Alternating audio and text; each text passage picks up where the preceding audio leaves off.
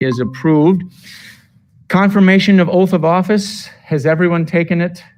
Everyone took their oath of office with me sometime last week, so you all are sworn in and ready to assume your duties. Okay. Welcome, Leslie.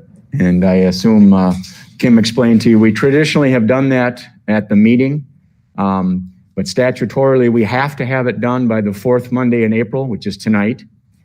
And had there been a family emergency or a health challenge for anyone and they would miss this meeting, it creates an automatic vacancy and puts us in a position of there's no do-over, there's no time forgiveness, et cetera. So I prompted Kim to reach out and get us to do that before the actual deadline of tonight. So thank you for everyone for doing that. So we are confirmed and ready to go. Okay, so letter E up here is election of board officers, which we do annually as soon as our new board is seated. And of course, we just did that.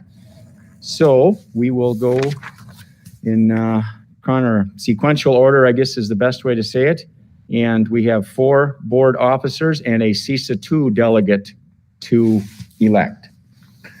So we will start with the office of president of the school board. And I would declare nominations open for that office. I'd like to nominate Mike Hoffman for board president. And Mike, do you accept? I would be happy to. Okay, Mike accepts. Other nominations for president of the board?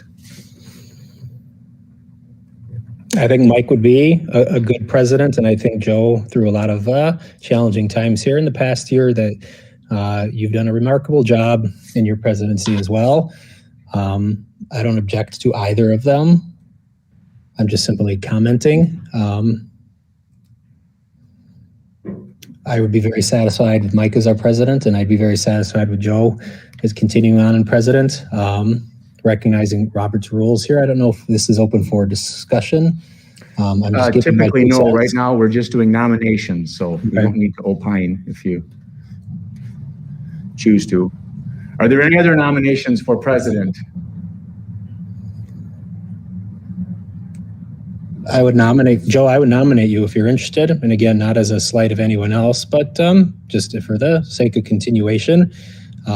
I guess echoing my comments, I think we've had some challenging times. You've led us through them admirably. Okay, I would accept.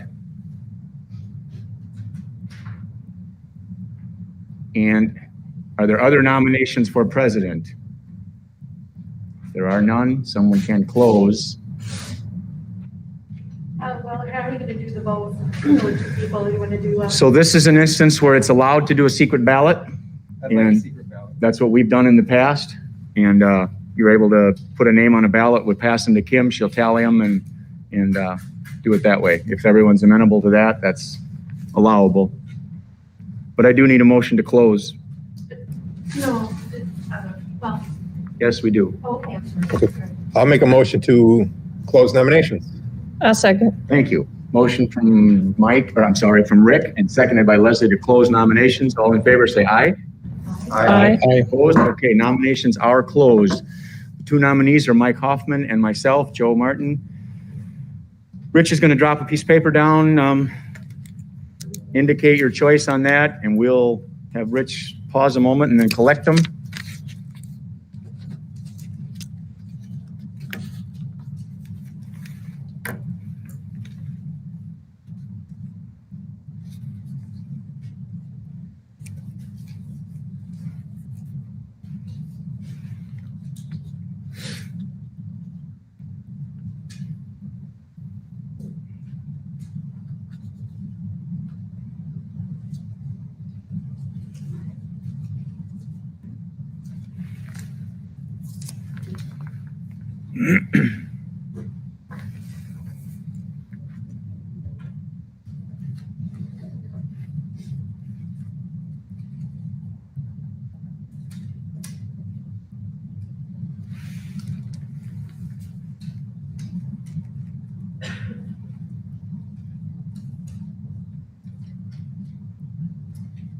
The votes are as follows: 4 for Mike Hoffman, and 3 for Joe Martin. So Mike has been elected for president. Very good. Congratulations, Mr. Hoffman. Thank you. And I would ditto what Dave said for all of the time and effort that you've done on the board, and you took it at a time that was real tricky. So thank you for your time. Thank you. This is actually the transfer of leadership too, so you need to conduct the rest of the election if you're... Sure. Does that mean I get the gavel? We can ceremoniously pass the gavel.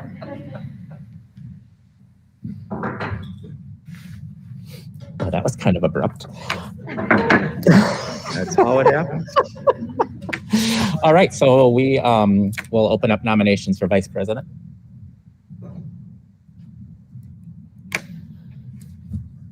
And I will nominate Rick Mullen for vice president.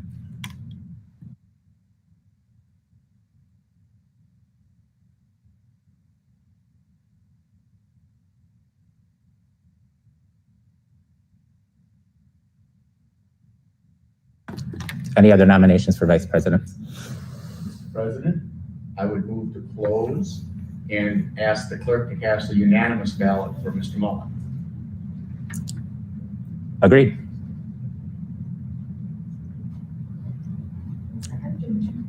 I'll second. Okay. All right, Mr. Mullen, vice president. All in favor? All in favor, say aye. I'm so sorry. That would be aye. Aye. All opposed, nay. I'm a little new at this. All right, how about, does it matter if we do clerk or treasurer next? My clerk next. Okay, let's do clerk. I'll open up nominations for clerk. I'll nominate Shelley Kroll-Hanke to be board clerk. Shelley, would you? Yep. Thank you. Any other nominations?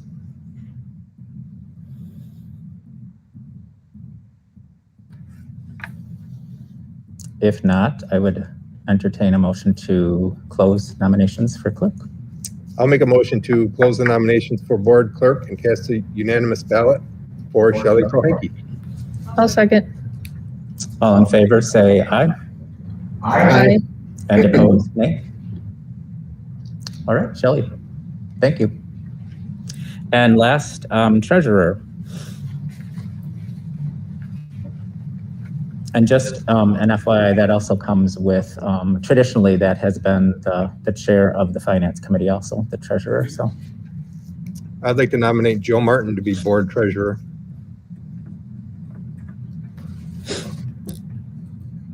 I would accept. I would second that. Any other nominations?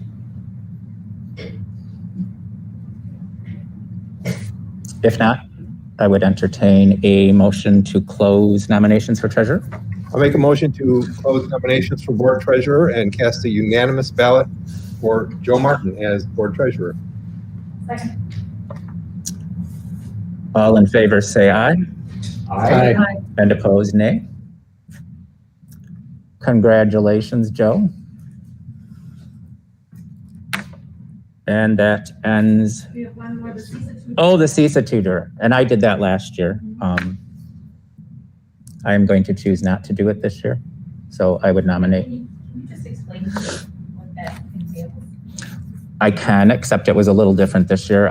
There is a convention every year and it's in the fall, and you go as the representative from Milton, and there's representatives from all of the, I believe we're in CISA 2, is that correct? The CISA 2 district. And they nominate board members at that meeting. It was just a little wonky this year because it was all virtual, so it was hard to. We had virtual meetings with people, and but that's really the only thing you do is you go to that convention. And I believe the convention, if I'm not mistaken, is in October. And you represent the district. You'd be interested in that, Jen? Yeah, sure. Okay. I would like to nominate Jennifer Johns to be the CISA 2 delegate. I would second that. Any other nominations for the CISA rep? I'd move to close and cast unanimous ballot from the clerk for Jennifer Johns for CISA 2 delegate. I'll second that. All right, so Jen has been nominated for the CISA 2 rep. It's been seconded. All in favor, respond with aye. Aye. And opposed, nay. Congratulations, Jen. They will send you an email. Well, Kim will let the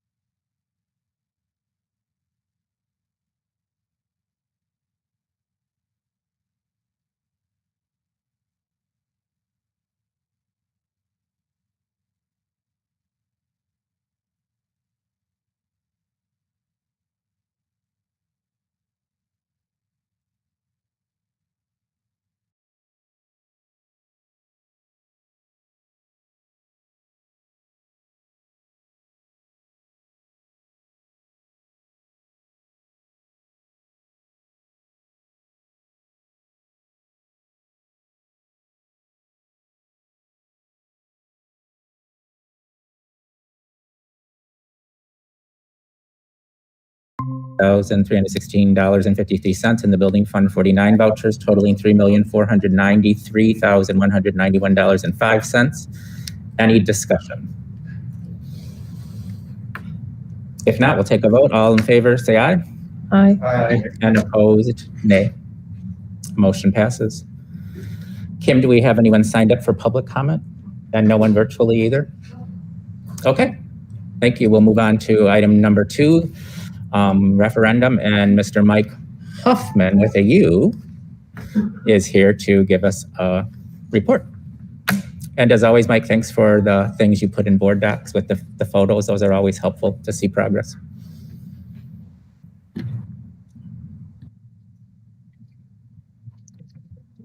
Okay, yes, you should have received my report and budget summary. I'll hit on some of the highlights on our construction progress. So over at the middle school, we have a much diminished presence in terms of the number of tradespeople that are working there now, as the new addition was turned over during spring break. And I think that's gone quite successfully. The focus now has shifted to some of the interior remodel work. A lot of that demolition activity is occurring in off hours because, of course, it's noisy and you've got an occupied school. So I appreciate JP Cullen and the various subcontractors for shifting their workday for those activities. I think I'd like to point out, and as I look at the board here and I think who was on the board at the time of bid day, it's a smaller group. But I'll take you back to your memory of our bid day and some of the things we put in place, because a bid day is variable, right? We had estimates. We didn't know exactly how the bids would come in. So we gave ourselves some sort of relief valves. We took some spaces in the middle school and we made them alternate bids and said, if we don't have a good bid day, then we just won't do those things. If we do have a good bid day, then we'll be able to take on those alternates. So we did have a good bid day, and we were able to take on 2 alternates that we call M1 and M2, middle school 1 and 2. And so we're now accomplishing the work for those alternates. So creating math classroom, English classroom, special ed classroom, revising teacher's lounge, and a couple of accessible gender neutral restrooms in the center of the middle school. So that work is underway now, as is the second half of our work for the kitchen/cafeteria. The kitchen got turned over at spring break, and it's fully functional, being used. Kids are eating over in the gym, and we're renovating the cafeteria space. So that's where our work is on the inside. With the nice weather, we've been able to get started with the site work. Some of that work was scheduled to not start until after school was out, and we decided to be a little bit more aggressive on that. So some of the site grading work was being accomplished last week. And as we get out into May, we'll start some of the actual landscape work. So things continue to be good at the middle school with the project. As we jump over to the high school, again, we turned over a big space at spring break in the STEM wing. I think you may have gotten an opportunity to tour that. So on that side of the project, we also have transitioned out to site work. So you'll notice that the J.P. Cullen trailers have been removed, and there's been some work in rough grading to create the parking lot that's over there, and then also some green space that will be there. As we jump to the other side of the building, the new pool continues to go very well. Our pool contractor has finished up all of the rough framing of the pool vessel. They've been working on the pool decks. And then J.P. Cullen's crew has worked on the permanent seating area within the pool area. So a few pictures of that in my report, and that's gone very well and according to schedule. One of the spaces that we thought would be the most difficult construction activity really across the district is conversion of the old pool into half of it will be new lobby, half of it will be new locker rooms. And then of course the new event entry coming off of the parking lot.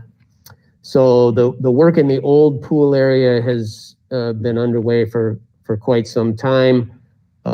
We've gotten past a lot of the risk there because we've had to resupport existing structure all around it. And we have gotten into the demolition of the new event entry. So if you were to drive by the front of the school right now, you'd see some temporary plywood up. So they have broken through the corridor that was there and are now breaking through into that old pool space to create your new 2-story entry, visible as 1 story from the parking lot, but then of course it drops down to the level where the old pool was. So that was a risky element of the project, and I'm happy to say that that's gone exceedingly well. Very happy there. There's still some risk to that job, but no longer in discovery. We've really been through the activities where we would discover things that were unknown to the designers. So good news there. We get over to the new gym, and that ironically is the piece that maybe we thought was going to be the easiest. It's on grade. It's a metal building. Most of it has gone quite well. In the picture here, I note that all of the mechanical systems are now in place, so that's gone well. What hasn't gone well is our ability to finish off the exterior skin of that building, and specifically the metal panels.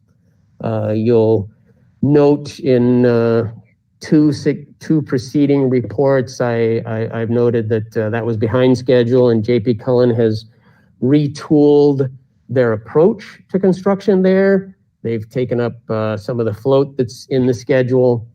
And then since the writing of my report, which I submitted to Kim maybe Friday morning, since then we've got a little bit more bad news, and that the manufacturing process that finally got started came up with a quality issue, and they've had to scrap the metal that they were using and reorder metal for that. So that's brand new news. I think in my report, I said that we would be starting putting up panels any day now. So slightly different from that. I can't tell you all the implications of that since it's brand new news. So more to come on that. But obviously we'll have some real strategy sessions on the schedule as it relates to that gym space. That's it for my construction update. I'll talk a little bit about the project budget, but let me pause here and see if you have any questions on the construction side.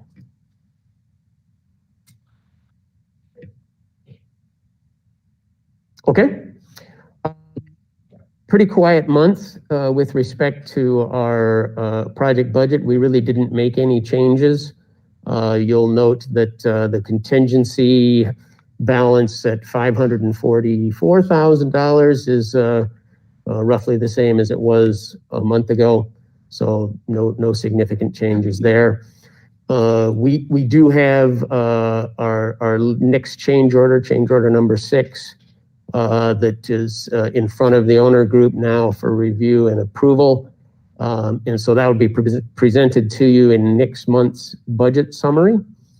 But that will be about $100,000 worth of a whole variety of things that have been modified over really over the last 3 months, but are now coming to fruition in terms of a change of contract. And that concludes my update. Any questions on the budget side? If not, I will unmute first. If not, we will say thank you, as always, for keeping us informed and for your reports, and we will look forward to next month's report. Okay, And we'll keep our fingers crossed for those panels. All right, moving on to item number 3, Superintendent update. Mr. Dahman, I will turn it over to you. Thank you. There are a couple different things that I want to share. I like to update the board on the status of positive COVID cases, both throughout the county and within our school district.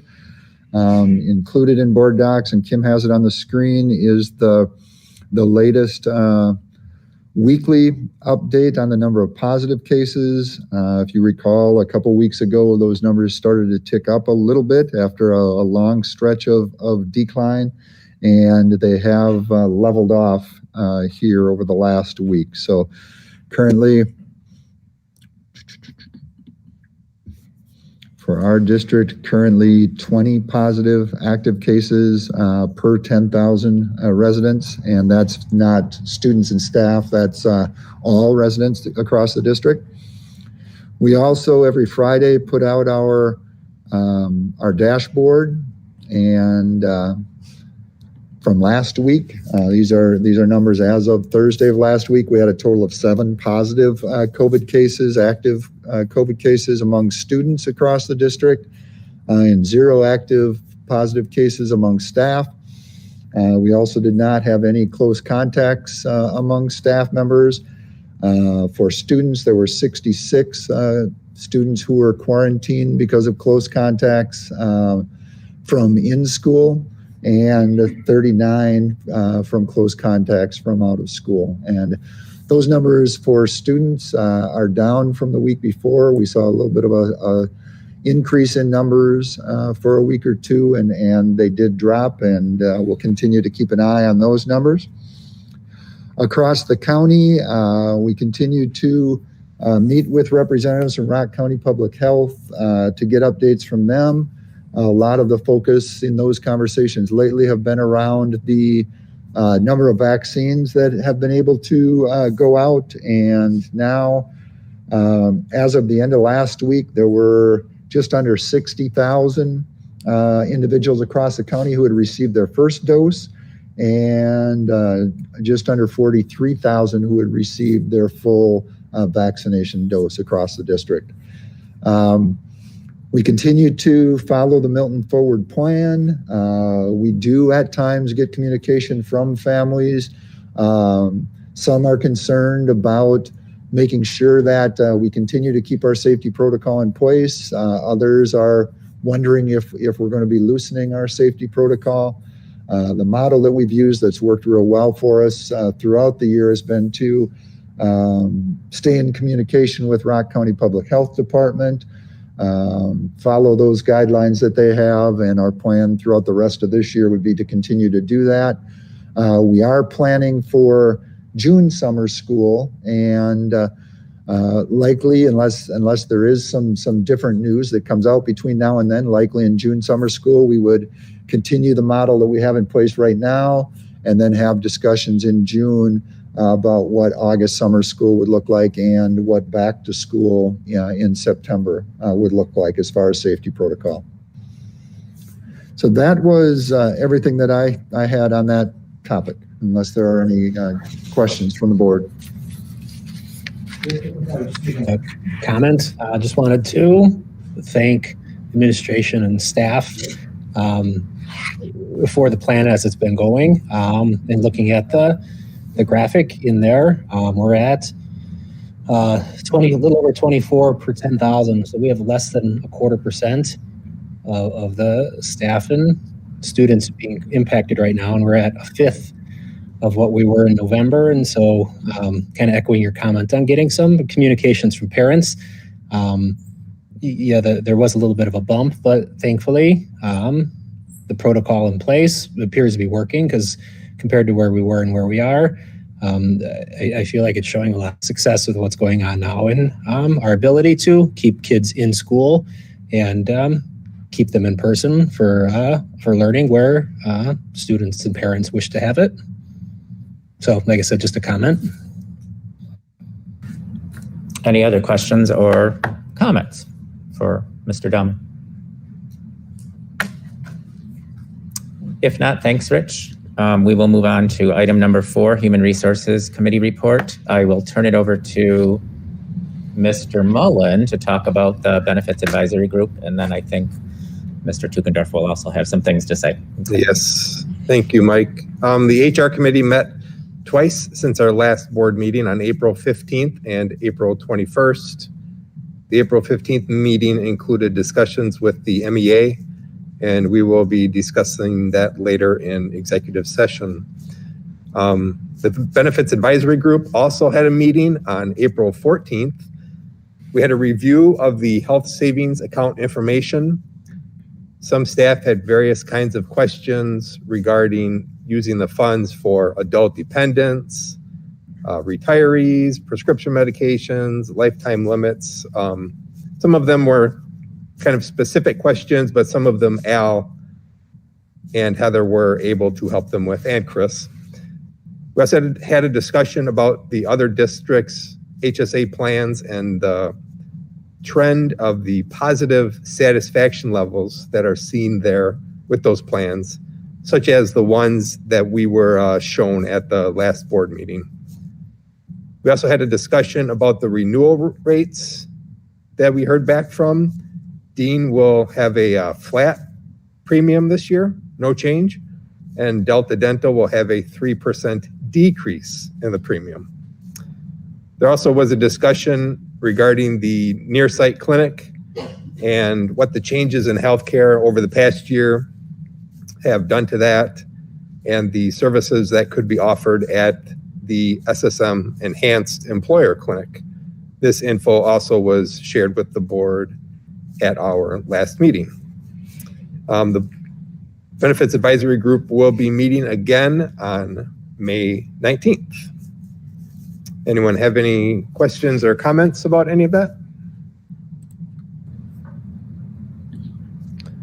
If not, I will turn it over to Chris for item B. All right, thanks, Rick. With the information that's outlined in your board packet, this memo included is a follow-up to our discussion from our April 12th board meeting. And during that time, we talked about the renewal rates. We talked about information that was presented from other school districts in the Green and Rock counties when it came to the staff satisfaction. And we also looked at what other districts are contributing to their HSA for their employees, whether it's a single plan or a family plan. So in the memo, I tried to capture as much of that information and wanted to see if there's any kind of questions before I move on to the educational piece.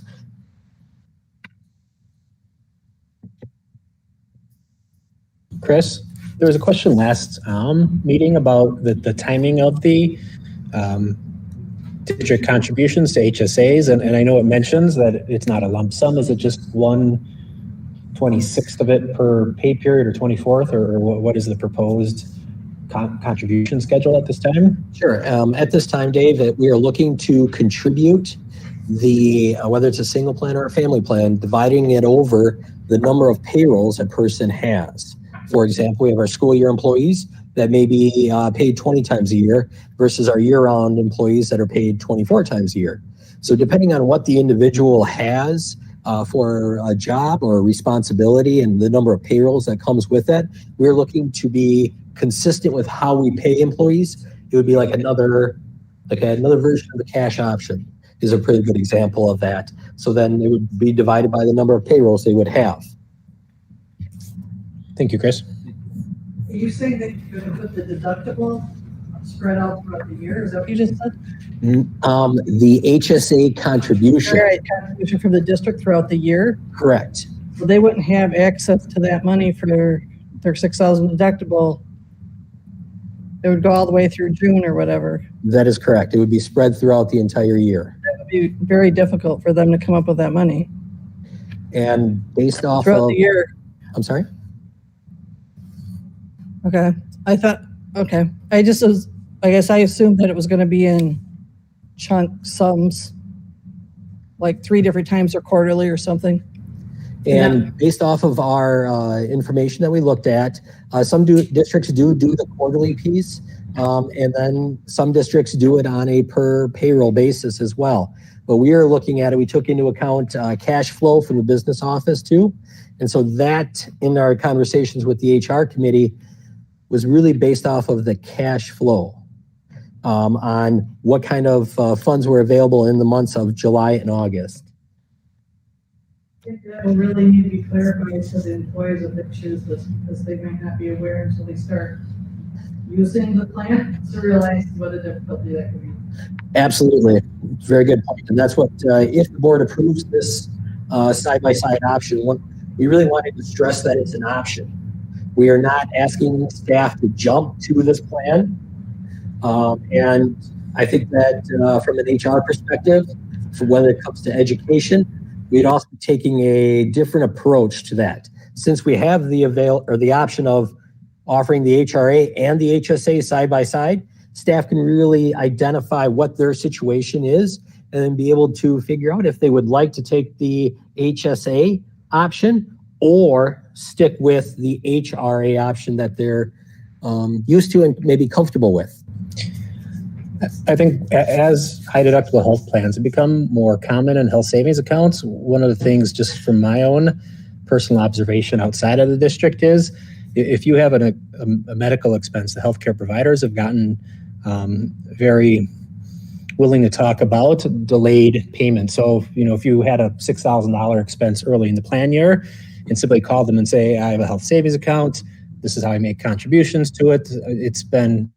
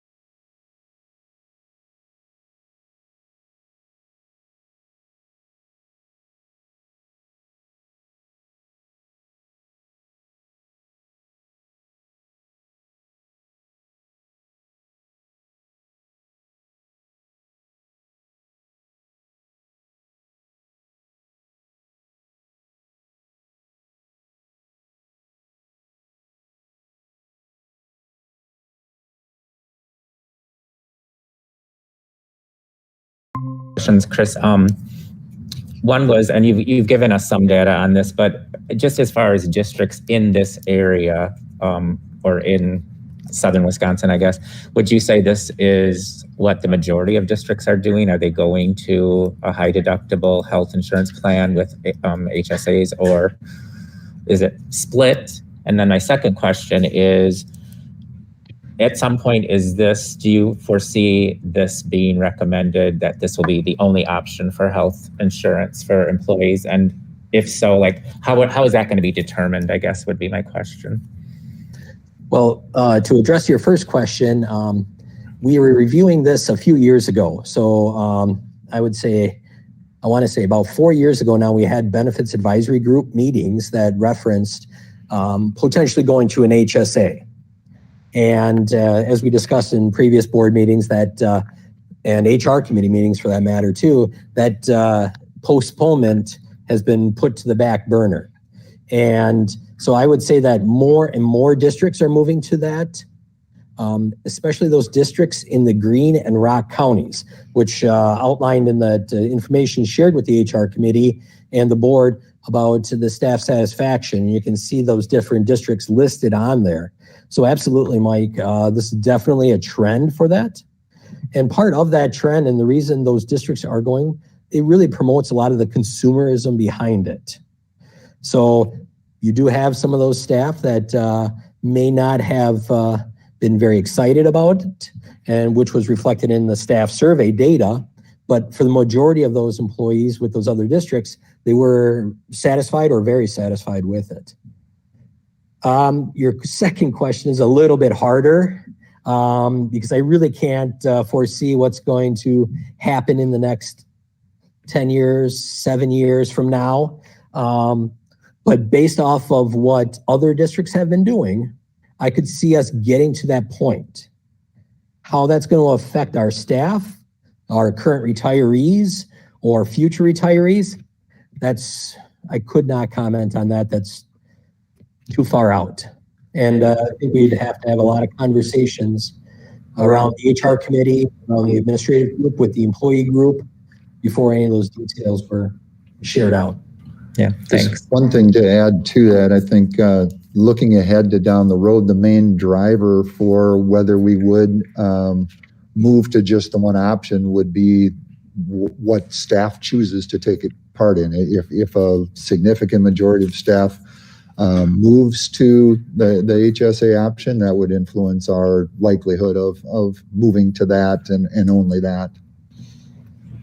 Just one other observation too. I just did some kind of back of the napkin math, and another point with it is the premiums are less expensive on the HSA plan, and whether it be a single or family, and I don't know if this is coincidence or not, but if you were to take your savings and your premium and have them deposited with pre-tax dollars to your HSA, you're essentially covering the part of the deductible that you would be responsible for as a staff member. So again, having some experience with HSAs, the being empowered to make decisions with it and having no use or lose it in, the premium savings really covering the difference, is I think it's a great option to have in addition to the option that exists already. And I agree, Shelley, for the first year particularly, it could be really tricky for employees. I liken that to when the state decided that teachers could not get paid in the summer. So there was this period where all of a sudden you had to get all of your money in 20 payments instead of 24. And that was tricky for people too, but people adjusted. And so I like the idea that it's an option for people. If I were still teaching, it would be totally an option I would choose, because I do, like Dave just said, I think it's got a lot of benefits for certain people.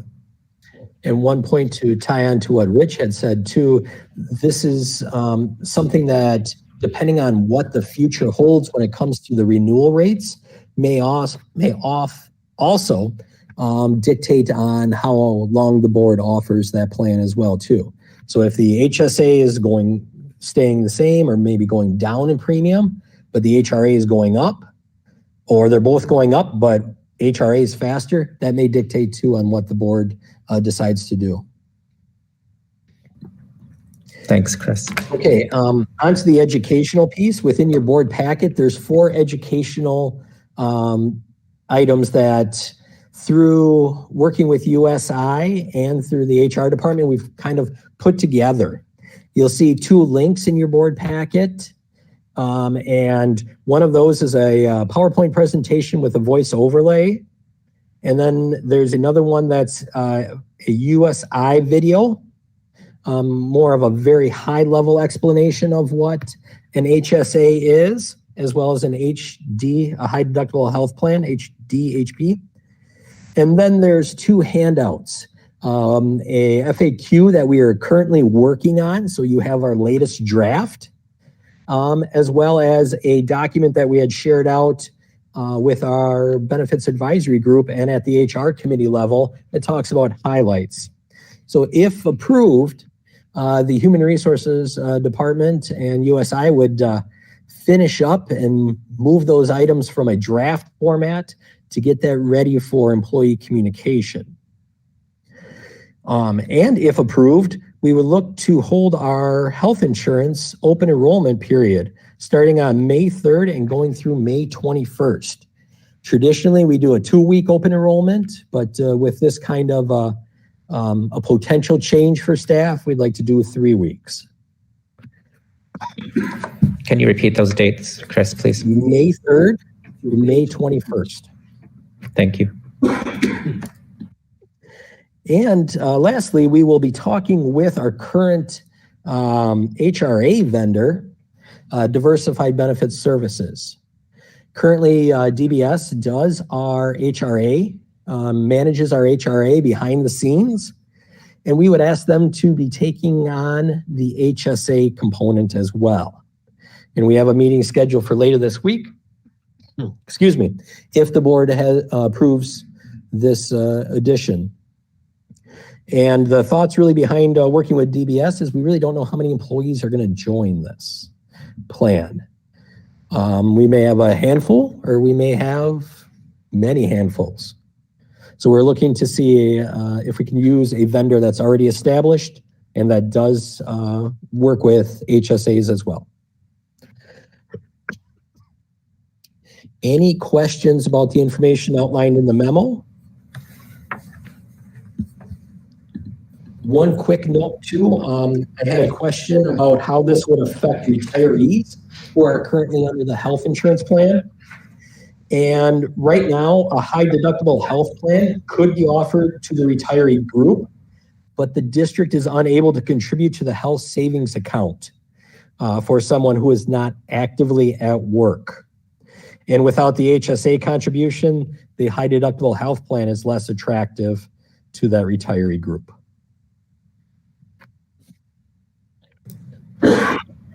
Thank you, Chris. Any more questions or comments about this proposal? Just one more thing that I'd like to share is just a thank you to Chris and the HR department and also the staff members who are part of that benefits advisory committee. They've spent a lot of time looking into this, have come up with an option that provides a nice opportunity for our staff that want to take advantage of it, and also is a sound financial decision for the school district. A huge thank you to everyone that's been working on that. Yes, thanks for that, Rich. I'm thinking if approved, the next few weeks might be a little busier than usual in the HR department. So Absolutely, we're ready for the challenge. yeah, okay, awesome, thank you. Mr. President, I'd like to make a motion to approve the addition of an optional high deductible health plan and health savings account to be offered along with the current health plan and health reimbursement arrangement. I'll second that. There's a motion on the floor to approve the addition of an optional high deductible health plan, a health savings account to be offered along with the current health plan and health reimbursement arrangement, which has been seconded. Is there any more discussion? If not, we'll take that to a vote. All in favor, say aye. Aye. And all opposed? Motion passes. Thank you very much, Mr. Tukendorf. Thank you, Chris. We will move on to item number 5, miscellaneous. First item there is action on staffing reports. There is a staffing report in board docs, if you've had a chance to look at that. I'll make a motion to approve the staffing report as presented. Second. Motion on the floor to approve the staffing report as presented. Any discussion? If not, all in favor respond with aye. Aye. And opposed, nay. Motion passes. Thank you. The next item is action on gifts and donations, which we are always very thankful for. There are 2 donations listed there in board docs. I would make a motion to approve the gifts and donations with gratitude. Motion on the floor to approve the gifts and donations with gratitude. Any discussion? All in favor respond with aye. Aye. And opposed, nay. Motion passes. Upcoming meeting dates. Kim, do you have some, or Rich? Rich and/or Kim? Yeah, we have a couple committee meetings coming up on Monday of next week, May 3rd. We will have a finance committee meeting at 3 p.m. and an HR committee meeting at 6:30 p.m. So both of those are on Monday, May 3rd. Our next regular board meeting is on Monday, May 10th at 6:30. And Wednesday, May 19th is the next benefits advisory group meeting on Wednesday, May 19th, and that's at 4:30 p.m.